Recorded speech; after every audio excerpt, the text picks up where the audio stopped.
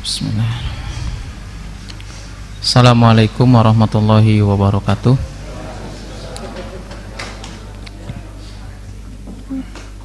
Innal hamdalillahi nahmaduhu wa nasta'inuhu wa nastaghfiruh wa na'udzu billahi min syururi anfusina wa min sayyiati a'malina. May yahdihillahu fala mudhillalah wa may yudlil fala hadiyalah. Asyhadu an la ilaha illallah wahdahu la syarikalah wa asyhadu anna Muhammadan abduhu wa rasuluhu alladzi la nabiyya ba'da. Qala Allahu ta'ala fi kitabihil karim ya ayyuhalladzina amanu taqullaha haqqa tuqatih wa la tamutunna illa wa antum muslimun. Ya ayyuhan nasu taqu rabbakumul ladzi khalaqakum min nafsin wahidah wa khalaqa minha zawjaha wa batha minhuma rijalan katsiran wa nisaa'a wattaqullaha alladzi tasaaluna bihi wal arham innallaha kana 'alaikum raqiba. Ya ayyuhalladzina amanu taqullaha wa qulu qawlan sadida yuslih lakum a'malakum wa yaghfir lakum dzunubakum wa may yuti'illaha wa rasulahu faqad faza fawzan 'azima. Ma ba'du.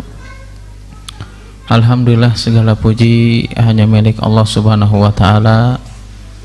Kita memohon dan berlindung kepadanya, dan kita bersaksi bahwasanya tidak ada Tuhan yang berhak disembah kecuali Allah Subhanahu wa ta'ala. Salawat dan salam tidak lupa senantiasa kita curahkan kepada Nabi kita Nabi Muhammad sallallahu alaihi wasallam beserta keluarganya, sahabatnya, tabi'in, tabi'ut tabi'in, dan kepada para pengikutnya yang senantiasa istiqomah berpegang teguh di atas sunnahnya Nabi Muhammad sallallahu alaihi wasallam hingga akhir zaman. Alhamdulillah, pada kesempatan ini kita bisa bertemu kembali dalam rangka menuntut ilmu, mempelajari apa-apa yang dijelaskan dalam Al-Quran dan sunnah Nabi sallallahu alaihi wasallam, agar kita mendapatkan manfaat dari amalan yang kita lakukan, agar mendatangkan kebaikan untuk kita masing-masing. Itu adalah beribadah di atas ilmu, beribadah di atas dalil yang bersumber daripada Al-Quran dan sunnah Nabi sallallahu alaihi wasallam. Itulah amalan yang akan datang, yang akan mendatangkan kemaslahatan kepada diri kita masing-masing.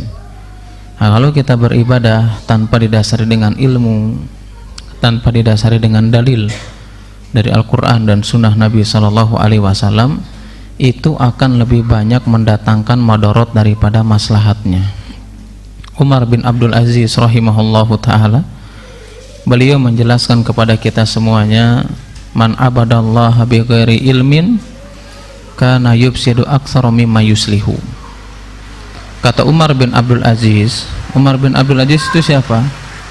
Bahkan Anas bin Malik radhiyallahu ta'ala anhu, beliau mengatakan, ya, orang yang paling mirip sholatnya dengan Rasulullah SAW itu adalah Umar bin Abdul Aziz. Nah, Umar bin Abdul Aziz ini punya ungkapan yang sangat indah, ya. Beliau mengatakan apa? Man abadallaha bi ghairi ilmin. Barang siapa yang dia beribadah kepada Allah Subhanahu wa ta'ala bi ghairi ilmin, tanpa dengan ilmu, ya jelas ilmu yang bermanfaat yang bersumber daripada Al-Quran dan sunnah Nabi sallallahu alaihi wasallam, maka yufsidu aktsara mimma yuslihu, maka keburukannya itu akan jauh lebih besar daripada maslahat, ya. Ya, makanya kita hadir di tempat ini supaya kita bisa sama-sama melaksanakan ketaatan kepada Allah Subhanahu wa ta'ala didasari dengan ilmu yang bersumber daripada Al-Quran dan sunnah Nabi sallallahu alaihi wasallam, bukan didasari dengan syahwat dan hawa nafsu, bukan didasari dengan keinginan kita masing-masing, bukan, tetapi beribadah berdasarkan syariat yang datang daripada Al-Quran dan sunnah Nabi sallallahu alaihi wasallam, ya. Karena beribadah itu tidak cukup kalau kita hanya meniatkan baik saja, nggak cukup. Ya misalkan nggak apa-apa, dah ini mah baik gitu ya, kira-kira cukup apa enggak? Nggak cukup. Ya, jadi cukup niat baik saja dalam masalah ibadah nggak bisa. Menurut kita baik, tapi tetap harus baik menurut syariat.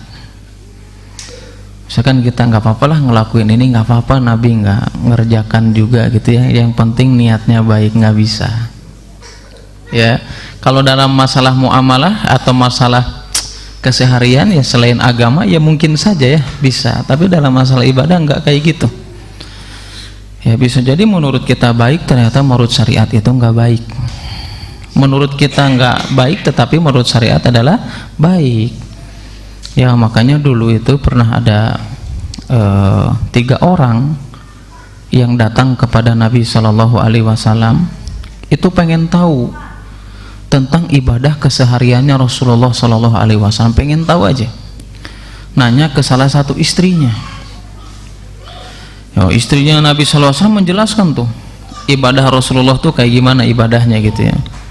Dijelaskan Nabi itu seperti apa. Ternyata 3 orang ini akhirnya kalau bahasa kita sadar diri, wah nggak mungkin kita bisa melakukan apa yang dilakukan oleh Nabi Shallallahu Alaihi Wasallam, nggak mungkin, nggak bakalan kekejar. Akhirnya apa, 3 orang ini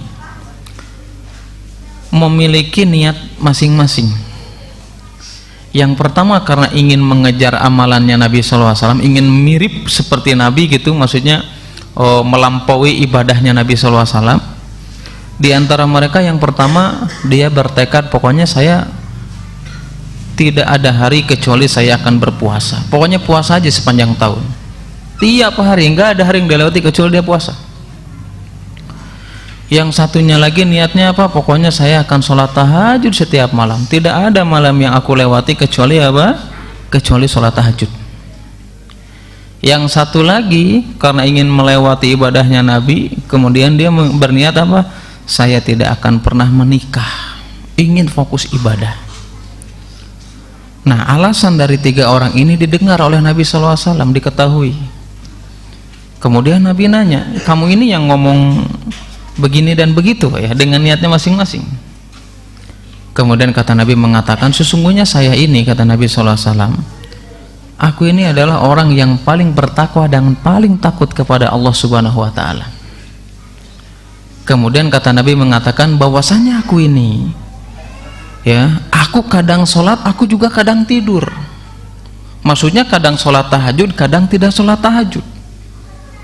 Kemudian beliau juga mengatakan apa, wa ana asum wa ana uftiru, aku juga kadang puasa sunnah, kadang juga enggak. Faman rogiba an sunnati falaysa minni, kata Nabi SAW, barang siapa yang dia benci dengan sunnahku, maka dia bukan kelompok aku. Yang dilakukan mereka ini, Nabi mengatakan apa, barang siapa yang membenci sunnahku maka bukan kelompok aku. Diancam dengan kalimat apa, bukan kelompok aku, kata Nabi SAW. Padahal kalau kita lihat nih, kira-kira niatnya baik apa enggak, pengen puasa setahun penuh baik apa enggak, menurut kita baik. Pengen sholat tahajud terus saja tiap malam, baik apa enggak, baik. Enggak nikah pengen fokus ibadah, baik. Tetapi sama Nabi diancam apa, barang siapa yang dia membenci sunnahku meskipun dia niat baik, maka dia bukan kelompok aku, kata Nabi SAW. Berarti apa, nggak cukup niat baik saja. Makanya kita harus semangat hadir di majelis ilmu, biar kita bisa beribadah di atas dalil, di atas Al-Quran dan sunnah Nabi SAW. Itu yang akan bisa mendatangkan maslahat untuk kita masing-masing, yang bisa menjadikan, menghidupkan hati kita. Ya, kalau hati kita sudah hidup ya atas izin Allah Subhanahu Wa Taala, ya setiap menerima nasihat kita akan lapang dada. Kalau hati kita sudah hidup nih, kalau kita dijelaskan tentang syariat, kita nggak bakal pernah menolak.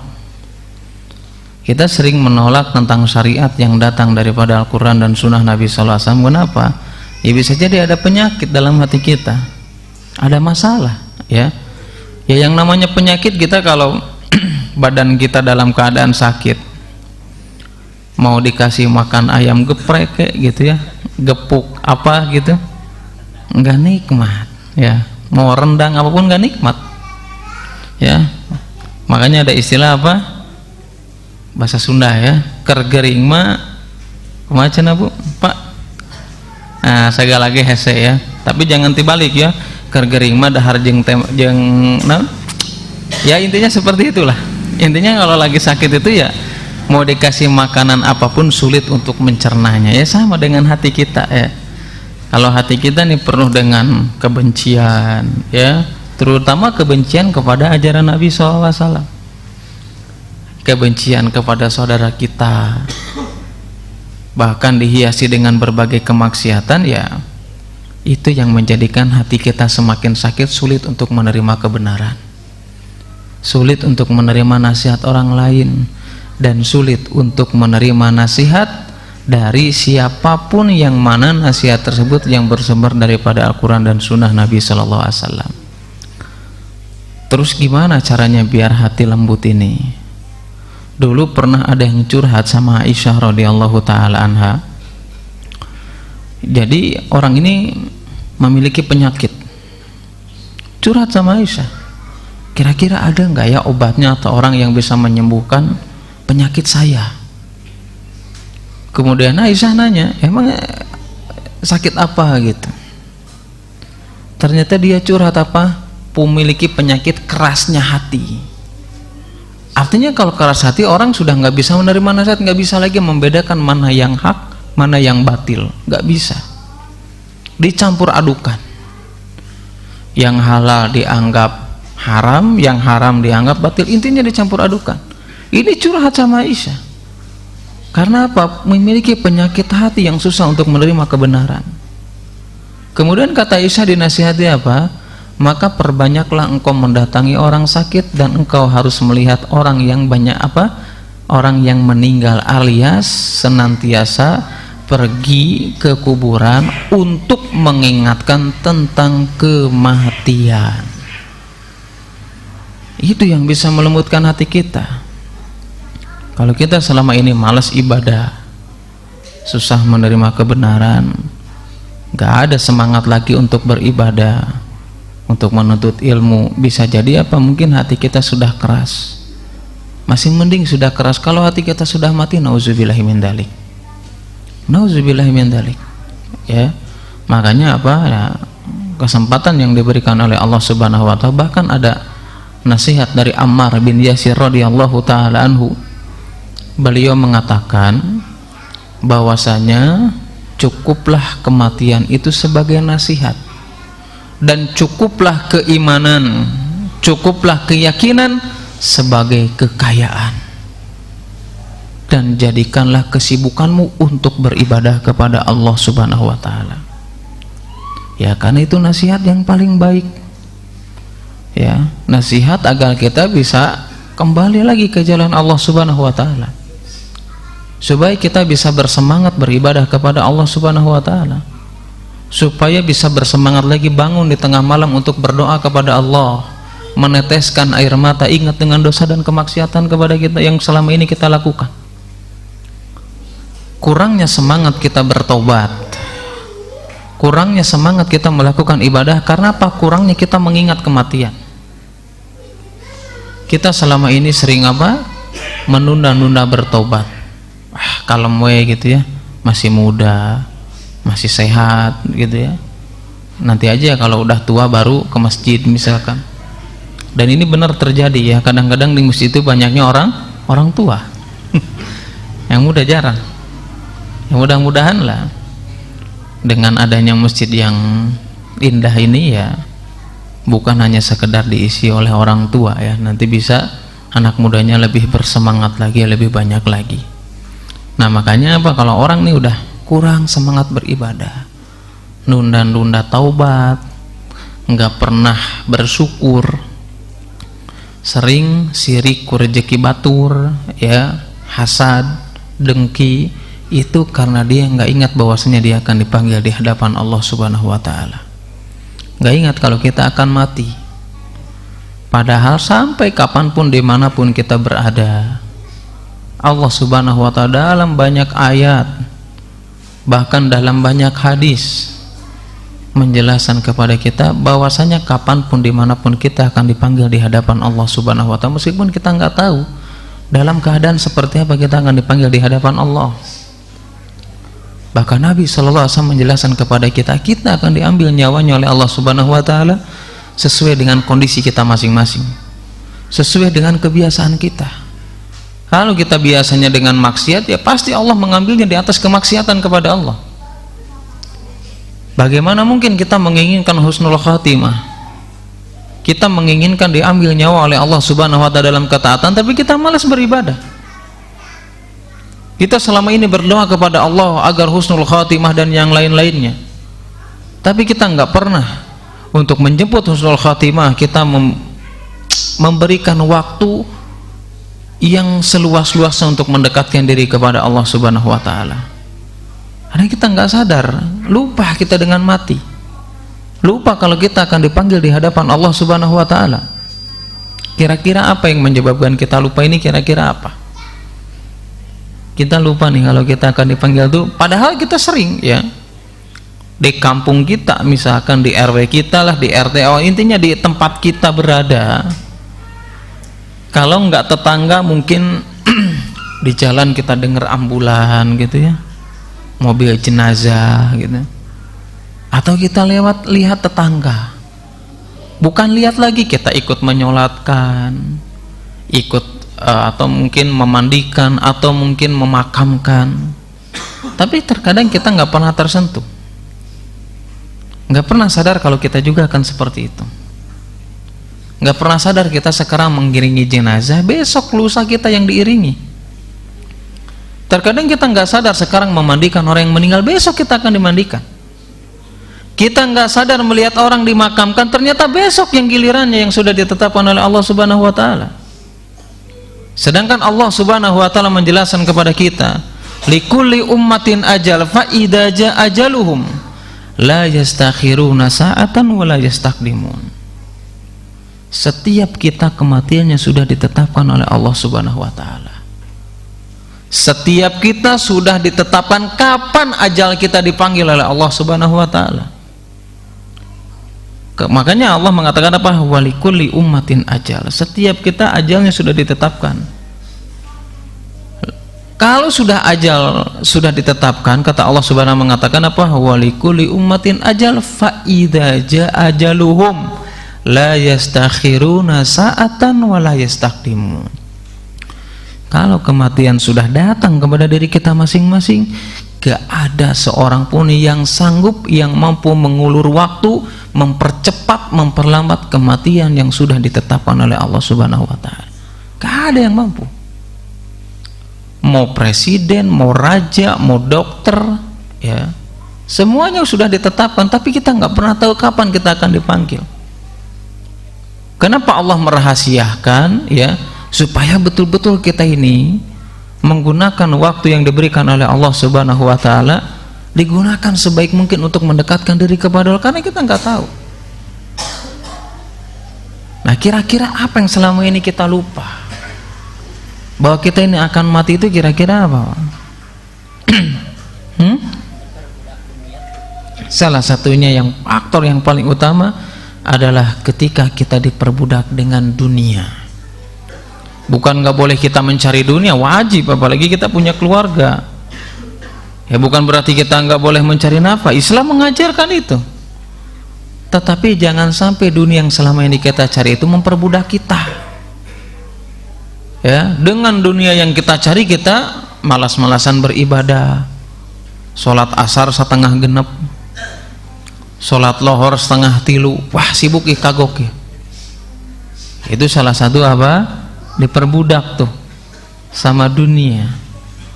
Makanya Nabi SAW menjelaskan dalam sebuah riwayat yang diriwayatkan Tirmidzi dan yang lainnya, aksiru dzikra hadhimil ladzat. Kalian itu harus sering ingat dengan sesuatu pemutus kelezatan atau kenikmatan yang kita miliki. Apa itu? Adalah kematian.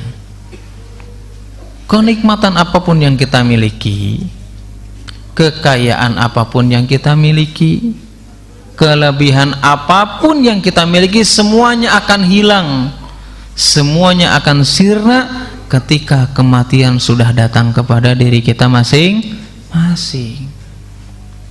Ya, tinggal tanya aja kepada diri kita masing-masing. Ingat nggak sama mati? Seringnya kita nggak ingat. Ya, makanya karena kita nggak ingat dengan mati, akhirnya apa? Ya, ibadah oge saka sampurna we gitu.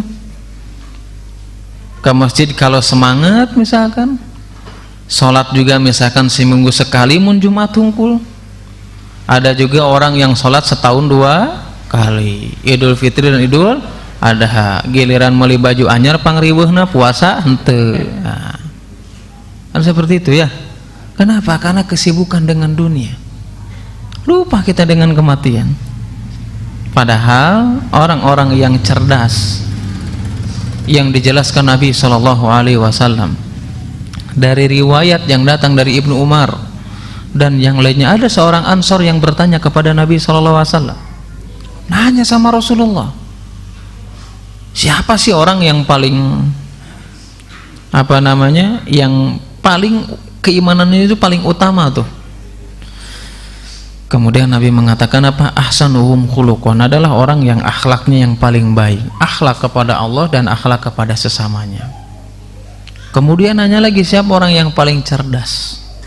Aktsaruhum lil mauti dzikra, orang yang cerdas itu adalah orang yang dia senantiasa ingat dengan kematian, ingat kalau dia akan dipanggil di hadapan Allah Subhanahu wa taala. Wa ahsanuhum lima badau istidadan ulaikal akyas, orang yang paling cerdas, orang yang paling pintar adalah orang yang dia sering ingat dengan kematian. Karena dia ingat akan dipanggil di hadapan Allah, maka dia memperbaikinya, bahkan mempersiapkan dengan persiapan yang lebih baik lagi. Kenapa? Karena tadi dijelaskan, karena semuanya kita akan mati, mau sembunyi dimanapun ya. Bahkan saya lupa ya, pernah baca di media sosial, nggak tahu itu kutipan dari film, pokoknya saya baca aja ya. Di luar negeri sana ada suatu tempat yang tempat itu bisa menyelamatkan atau menghindarkan kita dari kematian. Pasti bapak-bapak juga pernah lah tahu tentang ini ya. Padahal ya, yang mereka lakukan ini menunjukkan kebodohan mereka, menunjukkan kejahilan mereka, menunjukkan kekufuran mereka, menunjukkan ketidakberimanan kepada Allah Subhanahu wa taala. Syekhul Islam Ibnu Taimiyah rahimahullahu taala menjelaskan kepada kita semuanya, di antara bentuk kesempurnaan keimanan seseorang kepada hari akhir, ya, rukun iman itu ada berapa? Ada 6 ya, jangan kebalik ya. Rukun iman ada berapa? Ada 5. Rukun Islam ada 6, banyak yang kebalik ya. Nah, kata Syekhul Islam Ibnu Taimiyah, kesempurnaan keimanan seseorang dalam masalah dia beriman kepada hari akhir, salah satu tandanya adalah dia beriman kepada apapun yang terjadi setelah kematian. Harus beriman dengan itu. Nah, ketika ada orang buat tempat yang sangat canggih supaya menyelamatkan dari kematian, ya jelas ini kejahilan. Ya wajar karena dia nggak beriman. Allah Subhanahu wa taala menjelaskan dalam surat Al-Jumu'ah ayat yang ke-8, di situ secara tegas menjelaskan kepada kita semuanya. Qul innal mautal ladzi tafirruna minhu fa innahu mulaqikum tsumma turadduna ila alimil ghaibi wasyahada fayunabbiukum bima kuntum ta'malun. Kalian yang selama ini menghindar, lari dan takut dari kematian, fa innahu mulaqikum, kematian itu akan datang kepada diri kita masing-masing. Kemudian apa kalau kematian sudah datang kepada kita, apa yang terjadi? Tsumma yunabbiukum bima kuntum ta'malun, kita akan dibangkitkan di hadapan Allah dan kita akan ditanyakan di hadapan Allah apa yang selama ini sudah kita kerjakan, apa yang selama ini sudah kita siapkan ketika kematian ini datang kepada diri kita masing-masing. Jangan sampai kita menjadi orang yang disifati oleh Allah Subhanahu wa taala. Di antaranya dalam surat Al-Mu'minun 99 dan 100, itu orang-orang yang menyesal yang penyesalannya tidak guna lagi ketika nyawanya sudah diambil oleh Allah Subhanahu wa taala. Dia sudah diambil oleh Allah Subhanahu wa taala. Kematian sudah datang pada dirinya. Qala rabbirji'uni la'ali a'malu sholihan fima taraktu. Ya Allah, kembalikanlah saya ke dunia. Kasih kesempatan lagi saya ke dunia. Kenapa? Karena saya ketika hidup ini kayaknya ada amalan yang selama ini nggak aku lakukan. Tapi Allah Subhanahu wa taala mengatakan, kalla, tidak sekali-kali diberikan kesempatan lagi.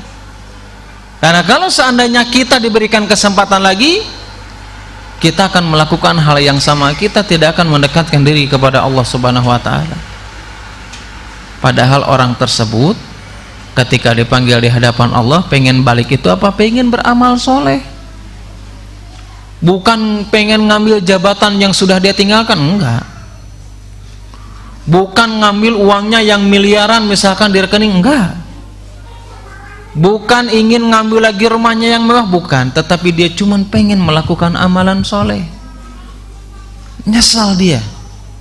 Dikasih umur, dikasih kesehatan, tetapi dia tidak pernah menggunakannya untuk mendekatkan diri kepada Allah Subhanahu wa taala. Makanya Ibnul Qayyim mengatakan apa? Hilangnya waktu itu lebih dahsyat daripada hilangnya nyawa. Hilangnya waktu lebih dahsyat daripada kematian. Kenapa Ibnul Qayyim mengatakan demikian? Kalau kita hilang waktu, atau kalau kita seandainya hilang nyawa kita alias mati, kita akan kehilangan keluarga atau orang-orang yang selama ini kita cintai. Tapi kalau kita kehilangan waktu, berarti kita hilang kesempatan untuk mendekatkan diri kepada Allah. Hilang kesempatan diri untuk kita mempersiapkan sebelum kita dipanggil di hadapan Allah. Terus apa lagi gunanya? Waktu yang sudah terlewat nggak bisa balik lagi. Makanya hari ini yang kita jalani adalah inilah hari kita. Besok itu kita belum tentu. Besok itu adalah goib, kita nggak tahu. Bisa jadi kita sehari ini nih hari terakhir ketemu sama tetangga kita, ketemu sama DKM, ketemu sama istri kita, mungkin hari ini terakhir kita jalan bareng ke masjid. Bisa jadi besok ke masjidnya bareng bukan jalan, mungkin kita yang diangkat diiringi oleh mereka, kita nggak tahu. Makanya apa? Nah inilah penting yang dijelaskan Imam Ibnul Qayyim. Dahsyatnya apa? Hilangnya waktu itu lebih dahsyat daripada hilangnya nyawa atau kematian. Karena kita nggak bisa lari kan gitu. Bahkan dalam ayat lain selain daripada surat Al-Jumu'ah, Allah menjelaskan kepada kita apa? Aina ma takunu yudrikumul maut walau kuntum fi burujim musayyadah.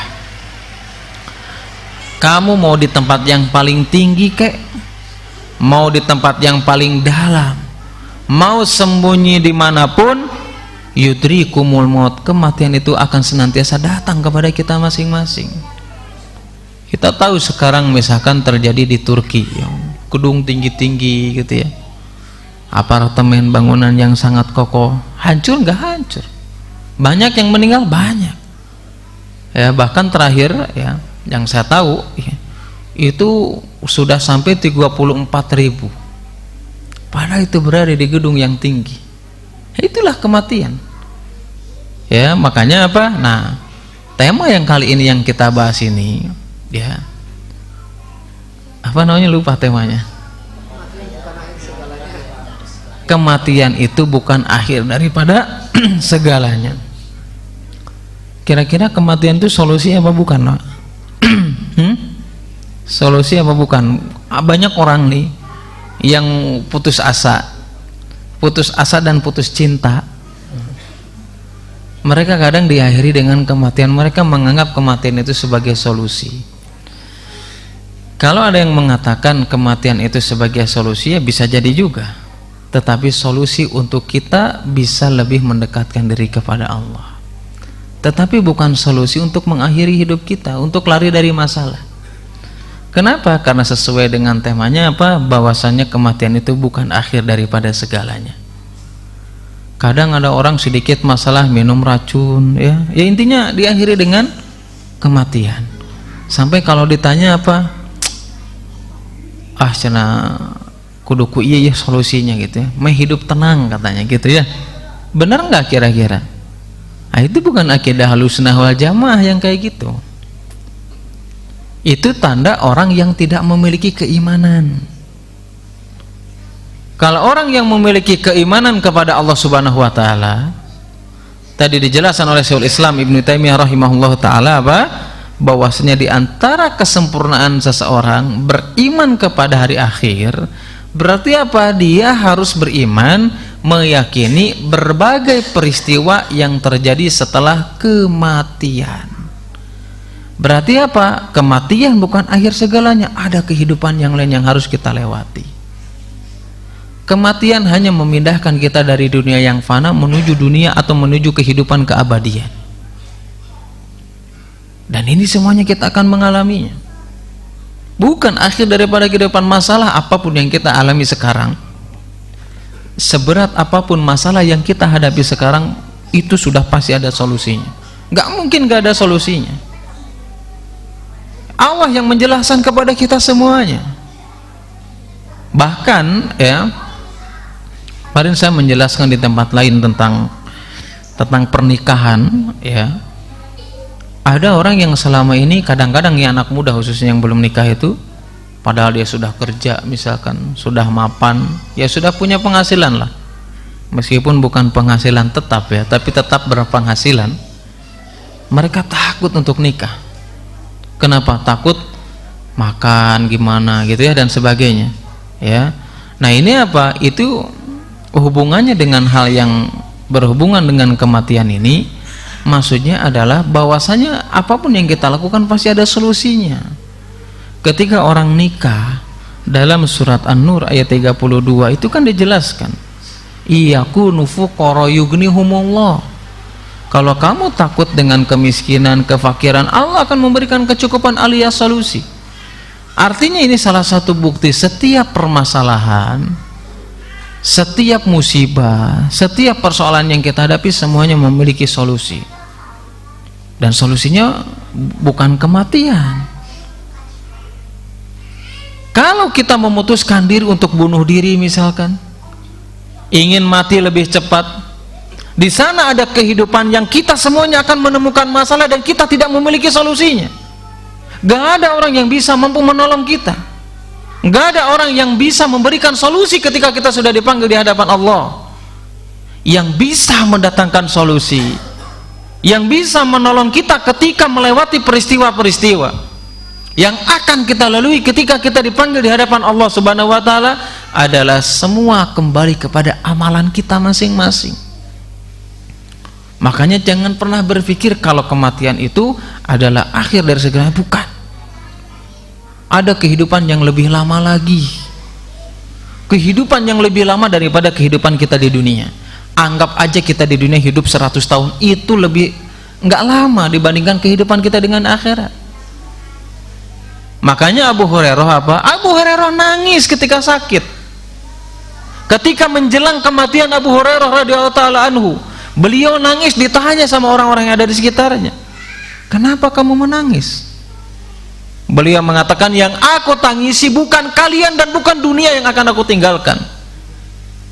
Yang aku tangisi bahwasanya aku akan melewati perjalanan yang sangat panjang setelah kematian, dan aku tidak memiliki perbekalan yang sangat cukup. Itu menunjukkan apa? Betapa lamanya perjalanan yang akan kita lalui, menunjukkan bahwasanya kematian bukan daripada akhir segalanya, bukan dari akhir kehidupan yang sesungguhnya. Justru kehidupan yang sesungguhnya dimulai kapan? Ketika kita sudah dipanggil di hadapan Allah Subhanahu wa taala. Kita semuanya tahu mungkin ketika dulu di zaman ketika di madrasah ya, ketika ngaji ya, kita akan tahu di sana menjelaskan tentang apa? Tentang pertanyaan. Ada fase-fase yang harus kita jalani. Utsman bin Affan, ini sekelas Utsman bin Affan. Utsman bin Affan itu termasuk dari 10 orang yang pasti masuk surga. Meskipun dihina oleh siapa Pak Utsman bin Affan dihinanya Pak? Oleh siapa kira-kira? Padahal ini orang yang pasti masuk surga, masuk Islam melalui pelantarannya Abu Bakar Siddiq radhiyallahu taala anhu. tetapi dihina, dicaci maki penghuni surga oleh siapa? Oleh orang-orang Syiah, la'natullah alaihim. Utsman bin Affan itu, kata Maulahani radhiyallahu rahimahullahu taala radhiyallahu taala anhum, ketika itu, atau Utsman bin Affan itu setiap kali melewati kuburan beliau senantiasa nangis. Saking nangisnya yang begitu dalam riwayat tersebut dijelaskan apa? Membasahi jenggotnya. Sampai apa ditanya oleh Maulahani tersebut, kenapa kamu senantiasa menangis setiap kamu melewati kuburan, tapi kamu tidak pernah menangis ketika didengarkan tentang surga dan neraka? Kemudian kata Utsman bin Affan mengatakan apa? Bahwasannya kematian atau kuburan tempat yang pertama kali kita singgah sebelum kita melewati peristiwa-peristiwa lain yang akan kita lalui ketika kita sudah mati. Apa yang menjadikan Utsman bin Affan nangis? Ketika seseorang baik mendapatkan kenikmatan, ketika seseorang mendapatkan kemudahan di dalam kuburnya, maka orang tersebut akan mendapatkan kemudahan di peristiwa-peristiwa atau kehidupan-kehidupan yang lain yang akan dilewati ketika kita sudah meninggal. Tapi kalau kita sudah meninggal aja repot, baru dimasukin ke liang lahat ternyata kita susah, berarti apa? Ini tanda kita akan mendapatkan kesulitan, akan mendapatkan kesulitan yang jauh lebih besar ketika kita tidak selamat. Kapan? Ketika di liang lahat kita masing-masing. Ini juga dalil kalau ternyata kematian itu bukan dari akhir segalanya. Ada kehidupan yang lain yang harus kita persiapkan. Belum nanti di sana kita akan menemukan beberapa peristiwa. Ketika kita dimasukkan ke liang lahat yang dijelaskan Nabi SAW, yang diriwayatkan Imam Ahmad, bahkan disahihkan oleh Syekh Al-Albani rahimahullahu taala. Udah dan belum, Pak? Oh, 1 menit lagi. Nanti dilanjut nggak apa-apa kan? Lanjut nanti ya. Insyaallah nanti dilanjut lagi. Subhanakallahumma wa bihamdika asyhadu an la ilaha illa anta astaghfiruka wa atubu ilaik. Assalamualaikum warahmatullahi wabarakatuh. Assalamualaikum warahmatullahi wabarakatuh. Alhamdulillahilladzi arsala rasulahu bil huda wa dinil haq liyudhhirahu 'ala dini kullihi wa kafa billahi syahida.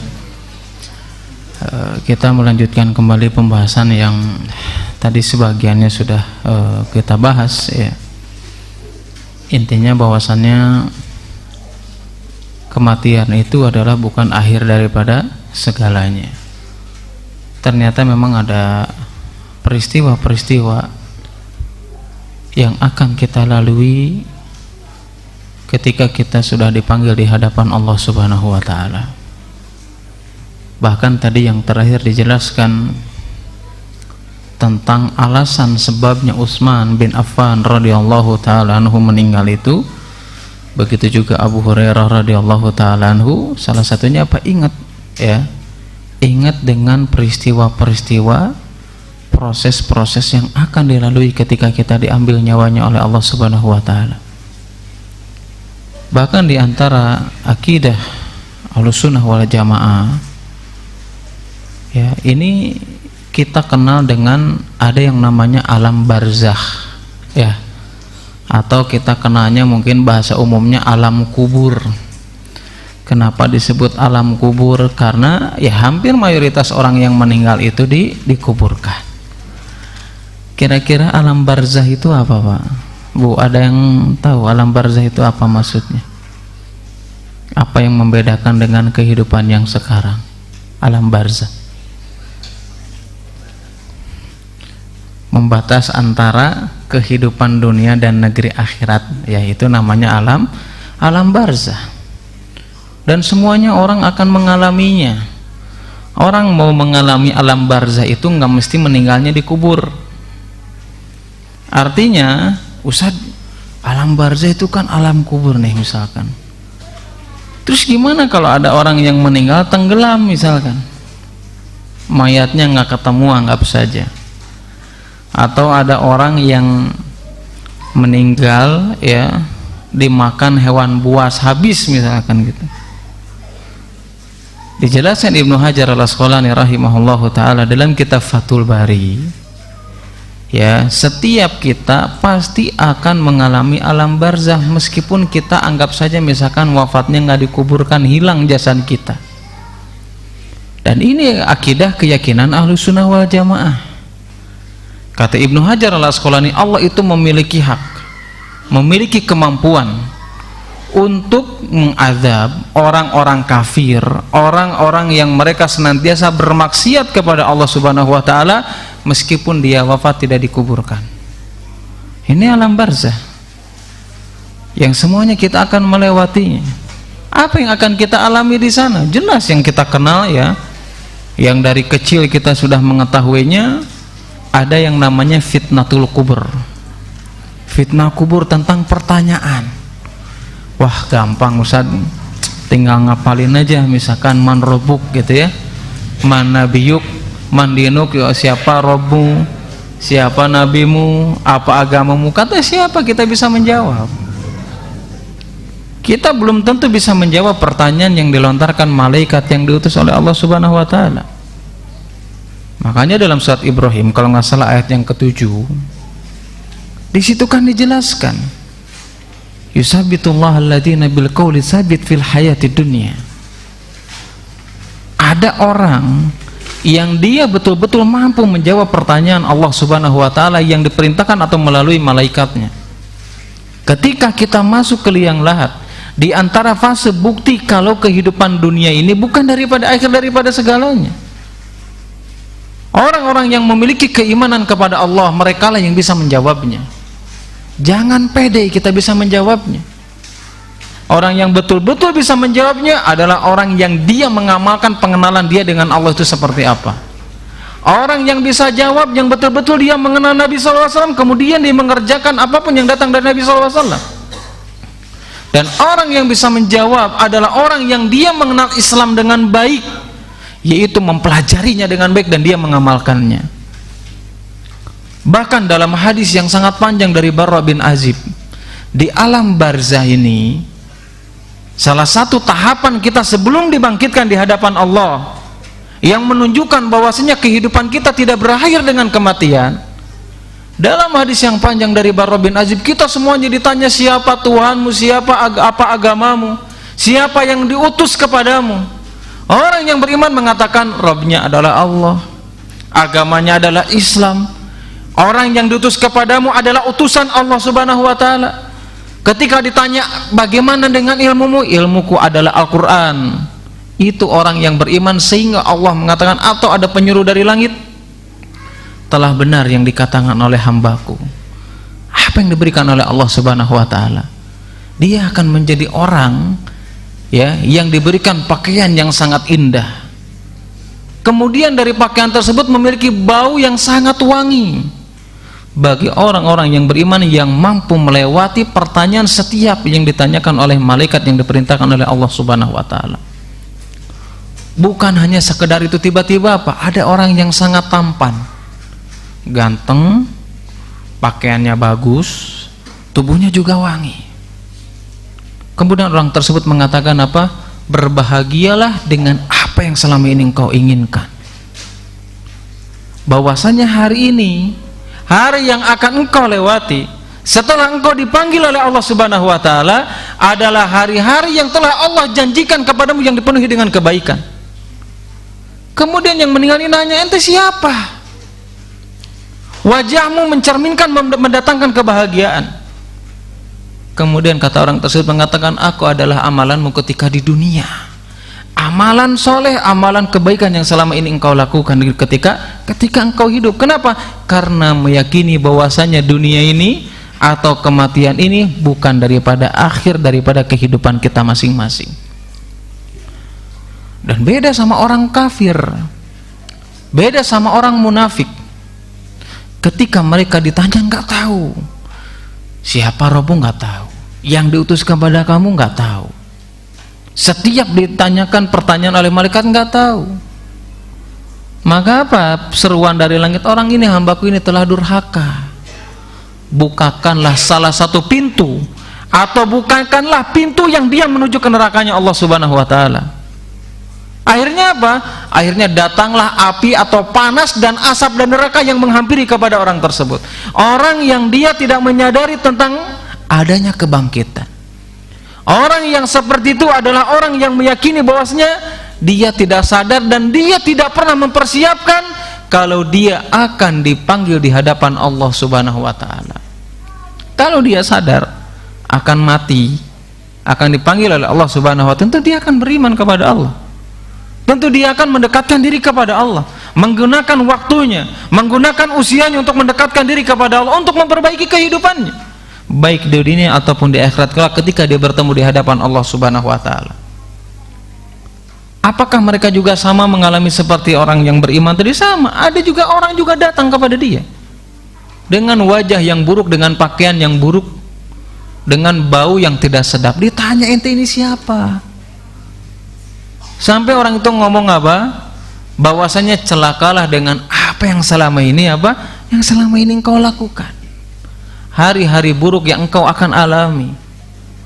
Ente siapa? Kemudian orang tersebut mengatakan, aku adalah cerminan amalanmu ketika di dunia, karena tidak pernah melakukan ketaatan kepada Allah. Enggak ingat kalau dia akan dipanggil di hadapan Allah, dan dia enggak sadar kalau kematian itu bukan akhir daripada segalanya. Bukan hanya sekedar pertanyaan saja. Yang harus kita ketahui bahwasanya ada momen-momen yang harus kita lalui. Kita sebagai orang yang mengaku Ahlussunnah wal Jamaah, di sana ada keyakinan yang harus kita yakini, ada nikmat dan ada siksa kubur yang akan dilalui oleh setiap kita. Dalam sebuah hadis Nabi SAW yang diriwayatkan Imam Muslim dan yang lainnya dari Anas bin Malik radhiyallahu taala anhu, yang menunjukkan ada kehidupan setelah kematian.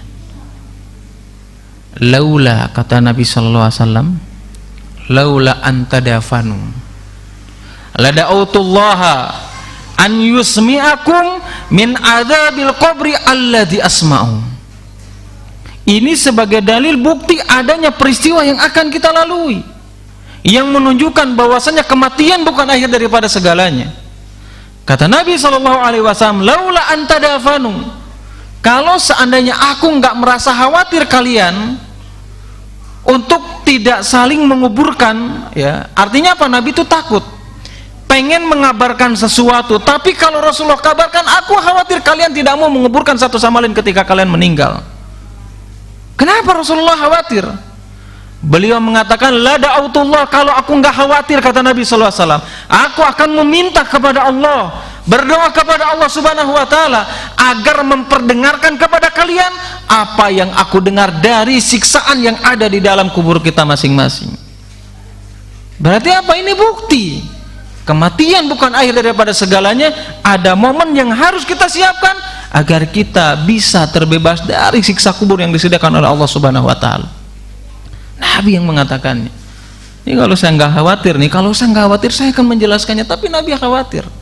Kalau kita jelaskan betapa dahsyatnya siksaan yang disediakan oleh Allah ketika di alam barzah nanti, kita nggak mau saling menguburkan satu sama lain. Bahkan dalam surat At-Taubah, Allah Subhanahu wa taala menjelaskan ayat 101, sanu'adzibuhum marratain summa yuraduna ila adzabin adzim. Kata Allah mengatakan apa? Kami akan mengazab mereka 2 kali. Kapan lagi kemudian Allah Subhanahu wa taala summa yuraduna ila adzabin adzim. Setelah mereka diazab 2 kali, maka kami akan mengembalikannya mereka ke azab yang lebih besar lagi.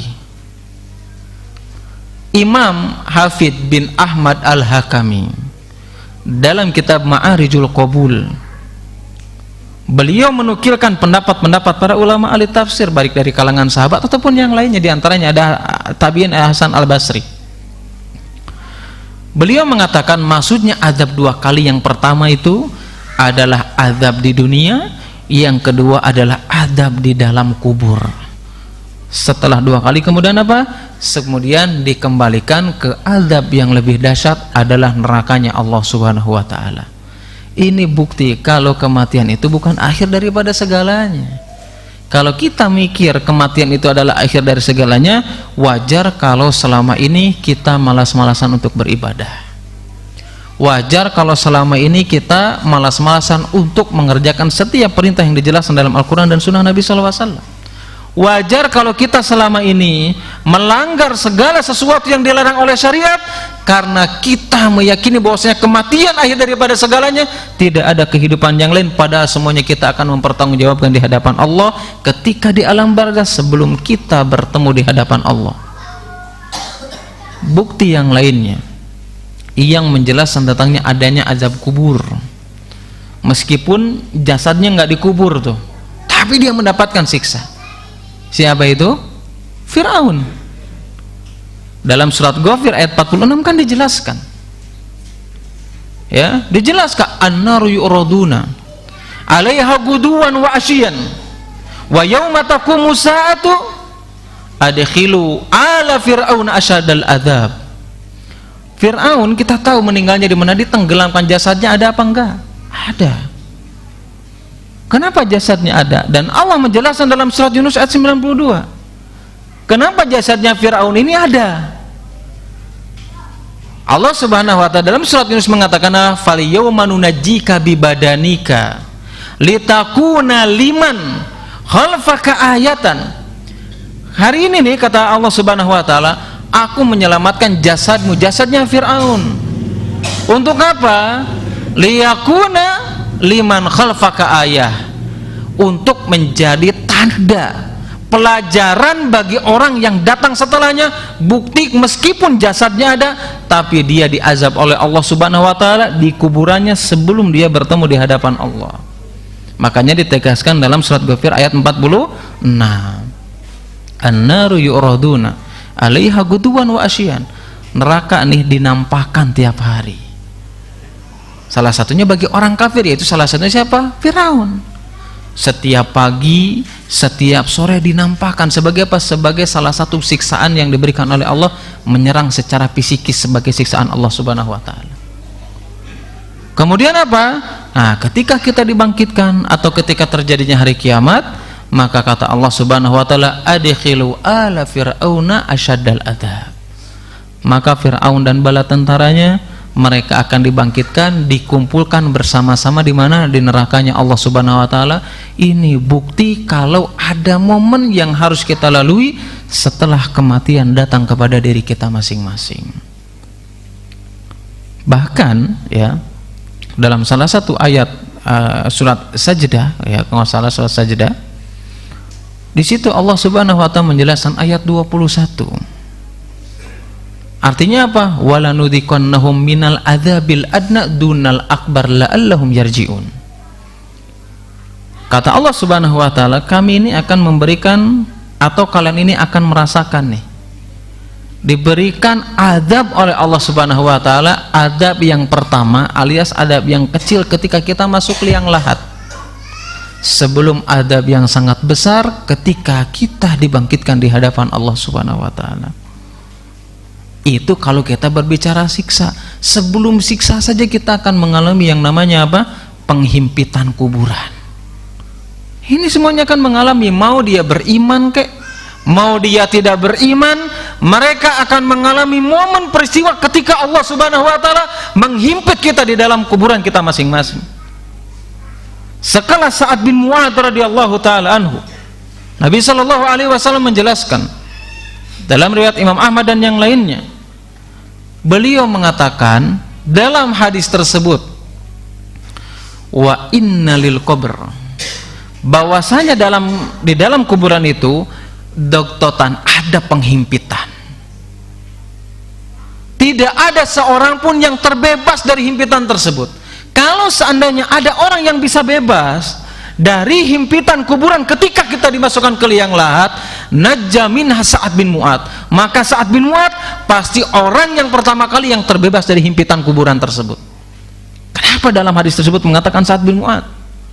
Karena Sa'ad bin Mu'adz di antara sahabat Nabi SAW yang hidup bersama Nabi, kemudian mengalami keislamannya sangat sebentar, dan dia terkenal dengan kesolehan dan keimanannya. Dia saja mengalami itu, dihimpit di dalam kuburannya.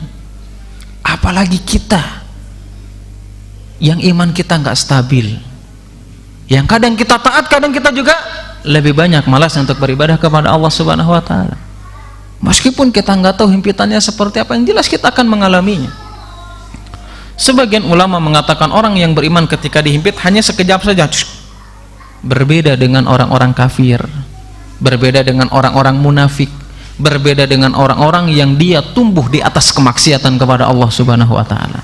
Himpitannya akan lebih lama. Tapi kenapa Allah Subhanahu wa Ta'ala memberikan himpitan kepada orang yang beriman? Apakah Allah Subhanahu wa Ta'ala mengazabnya? Bukan. Ketika orang yang beriman dihimpit oleh Allah Subhanahu wa Ta'ala di dalam kuburannya, itu sebagai bentuk cara Allah Subhanahu wa Ta'ala menghapus dosa kita dan ingin mengangkat derajat kita di sisi Allah Subhanahu wa Ta'ala. Dan ini semuanya akan kita lalui. Berarti apa? Ada kehidupan setelah kematian. Kematian bukan akhir daripada segalanya. Ya, setelah dihimpit, kemudian apa lagi? Bahkan kita akan merasakan kegelapan ketika dimasukkan ke liang lahat. Apa buktinya? Banyak dalil yang menjelaskan tentang itu. Di antaranya doanya Rasulullah Shallallahu Alaihi Wasallam kepada Abu Salamah ketika wafat. Allahumma gfir li Abi Salamah. Ya Allah, ampunilah Abu Salamah ini. Ampunilah dari dosa-dosanya.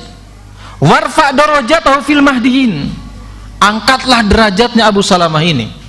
Ini doa Nabi Shallallahu Alaihi Wasallam. Allahumma gfir lana walahu ya rabbal alamin. Kemudian Nabi mengatakan, ya Allah, ampunilah aku atau dosa kami dan dosanya siapa? Dosanya Abu Salamah. Wafsah lahu fi qabrihi. Luaskanlah, lapangkanlah kuburannya. Wa nawwir fihi. Kemudian apa? Berikanlah cahaya di dalamnya. Ini sebagai bukti dalil ketika kita dimasukkan ke liang lahat, keadaannya dalam kondisi gelap dan kita tidak mampu melihat apapun ketika dimasukkan ke liang lahat. Matikan aja lampu sekarang, kita udah merasa bingung, padahal masih ada cahaya di luar. Bagaimana kalau seandainya kita sudah mati? Masukkan ke liang lahat, nggak ada sedikit pun cahaya, kecuali apa? Yang bisa mendatangkan cahaya adalah amalan soleh yang kita persiapan dan kita sadar kalau kematian bukan akhir daripada segalanya. Bahkan Rasulullah SAW itu dalam sebuah riwayat, ada seorang wanita yang biasa membersihkan masjidnya Nabi Shallallahu Alaihi Wasallam. Suatu ketika atau suatu hari Nabi datang, nggak ngelihat perempuan tersebut. Ini perempuan ini gimana gitu? Yang biasa nyapu masjidnya Nabi Shallallahu Alaihi Wasallam. Kemudian Nabi SAW nanya, orang-orang di sekitar ini menganggap sepele. Dia mengatakan apa? Perempuan yang biasa nyapu itu dia telah meninggal. Kemudian Nabi SAW meminta menunjukkan di mana perempuan tersebut dimakamkan. Kemudian orang-orang tersebut mengantarkan Nabi SAW sholat jenazah ya kepada orang yang sudah wafat tersebut.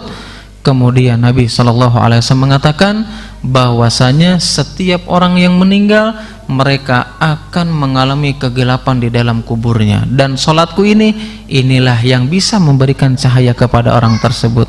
Ini dalil bukti apa? Peristiwa, atau salah satunya apa? Kita akan melewati kegelapan ketika masuk ke liang lahat, dan sebagai dalil bukti kalau kematian bukan akhir dari segalanya, ada kehidupan yang abadi, kehidupan yang sangat panjang dari kehidupan yang kita alami, dan kita justru halus betul-betul mempersiapkannya.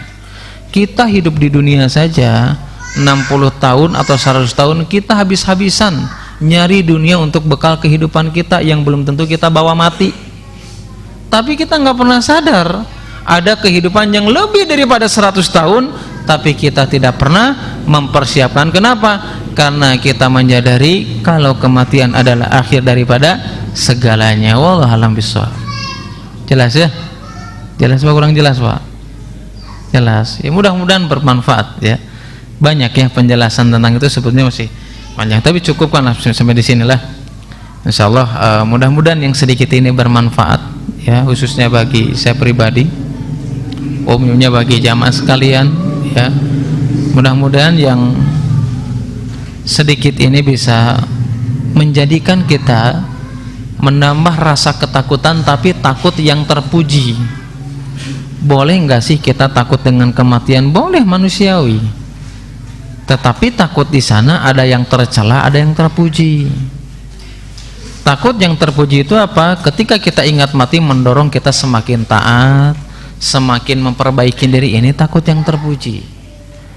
Tapi takut yang tercela adalah takut yang tidak mendorong kita untuk semakin bertakwa kepada Allah, yang tidak mendorong kita semakin mendekatkan diri kepada Allah. Bahkan takut yang tercela yang menjadikan kita takut berjuang di jalan Allah Subhanahu wa taala, takut mati karena cinta kepada dunia. Wallahu a'lam bishawab. Sebelum tutup yang mau tanya dulu.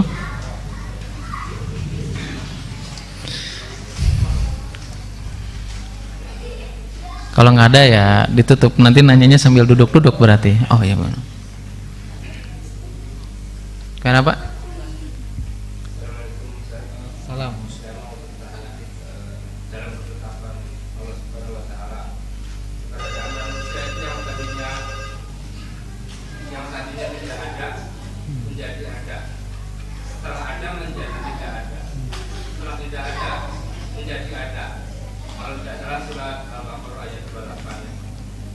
Yang saya tanyakan, fase setelah kematian di situ terdapat yang Ustaz katakan ada nikmat kubur dan siksa kubur.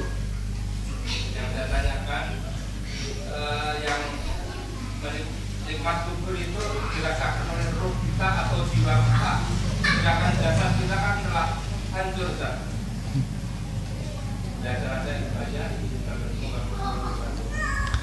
Assalamualaikum warahmatullahi wabarakatuh. Masalah ini memang sering diperdebatkan ya. Kita kalau meninggal itu yang disiksa itu ruh atau jasad. Ini sebagian ulama ya, saya menukil pendapat para ulama. Ada sebagian yang berpendapat ya, bahwasanya yang diazab itu hanya sekedar ruh. Tetapi para ulama ya yang membantahnya, bukan saya. Para ulama ini mengatakan ini pendapat yang didasari dengan akal. Kenapa? Karena mereka mengatakan ini, dan ini biasanya yang dipahami oleh siapa? Orang-orang ya bukan orang liberal ya, karena orang liberal tuh nggak meyakini tentang adanya azab kubur. Bahkan apa? Mereka mengatakan, wah saya sudah gali kubur nih, oh saya nggak ngelihat gitu, katanya disiksa dan yang lainnya. Nah makanya para ulama mengatakan ya, ketika kita melihat orang yang digali kuburnya anggap sudah meninggal, kita melihat di kehidupan dunia, sedangkan azab itu di kehidupan alam barzakh gaib yang kita ketahui. Itu satu. Kemudian yang kedua, terus yang disiksa ini azab apa ruhnya? Ruhnya atau jasadnya? Di antara dalil yang banyak menjelaskan, tadi kita jelaskan di antara pendapatnya Ibnu Hajar al-Asqalani ya, yang di antara pendapat yang kuat bahwasanya yang diazab itu adalah ruh dan jasadnya, meskipun kita tidak melihatnya, tapi Allah maha menghendaki dan memiliki kemampuan untuk mengazabnya. Allah alam bisawab ya, karena memang ruh ini kan ada tahapan. Ketika kita hidup, ruh dulu apa jasad dulu di dalam kandungan? Jasa dulu baru ruh, benar nggak? Ketika di dunia yang kita rasakan rasa sakit, jasa dulu apa ruh dulu? Jasa dulu, ruh mengikuti. Ketika kita tidur ya, ruh kita diambil apa enggak? Diambil, meskipun tidak secara total. Makanya dalam salah satu firman Allah ketika kita tidur, ruh ini dipegang, digenggam sama Allah Subhanahu wa taala. Kalau orang sudah waktunya mati, ruhnya nggak dibalikin lagi. Tapi kalau belum waktunya dikembaliin. Dalilnya apa yang menjelaskan kalau kita diazab di kubur ini ruh dan jasad? Tadi dalam hadis Bara bin Azib, saya tidak menjelaskannya ya. Ketika malaikat, bisa dicek ya nanti dari hadis Bara bin Azib tentang proses seseorang diambil nyawanya oleh Allah dan proses ketika di alam barzakh. Ketika Allah memerintahkan malaikat untuk menanyakan tadi ya soal ya, beberapa soal, itu dalam hadis dijelaskan apa? Bahwasanya orang yang meninggal tersebut didudukan ya. Nah para ulama ahli hadis menjelaskan bukti kalimat mendudukan itu menunjukkan ruh dan jasad yang akan dialami oleh seseorang di alam barzakhnya. Wallahu a'lam bishawab. Wallahu a'lam bishawab. Itu yang bisa saya paham ya, jelas ya. Ada yang lain nggak? Bukan koncanya Pak, maksudnya pertanyaannya gitu. Kalau nggak ada tutup aja ya. Subhanakallahumma wa bihamdika asyhadu an la ilaha illa anta astaghfiruka wa atubu ilaik. Wassalamualaikum warahmatullahi wabarakatuh.